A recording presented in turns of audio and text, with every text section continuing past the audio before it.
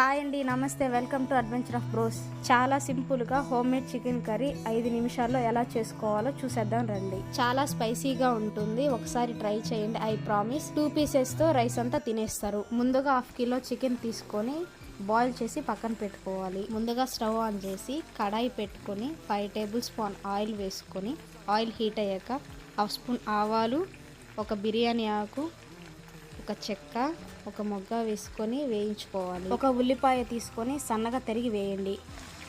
Onions రంగు మారేంత వరకు వేయించుకోండి. ఇప్పుడు 2 రెమ్మల కరివేపాకు వేసుకొని 1 నిమిషం పాటు కలుపుకోవాలి. 2 మీడియం సైజు టమోటాలు, 4 ఎండుమిర్చి పేస్ట్ చేసి వేసుకోవాలి. అంతా కలిసేలా ఒకసారి కలిపి మూత పెట్టి 5 నిమిషాలు మగ్గనివ్వాలి. ఇప్పుడు ఉడికించిన 1/2 కిలో చికెన్ వేయాలి. చికెన్కి ఆ ప్యూరీ అంతా పట్టేలా బాగా కలుపుకోవాలి. 1 స్పూన్ అల్లం వెల్లుల్లి పేస్ట్ వేసుకొని పచ్చివాసన పోయే వరకు బాగా కలపాలి. ఇప్పుడు కడాయి మీద మూత పెట్టుకొని 2 నిమిషాల పాటు ఉడికించుకోండి. 2 నిమిషాలు అయిన తర్వాత మూత తీసి ఆయిల్ పైకి తేలిందా లేదా చూసుకోవాలి. 1/2 స్పూన్ ధనియాల పొడి వేసుకోవాలి.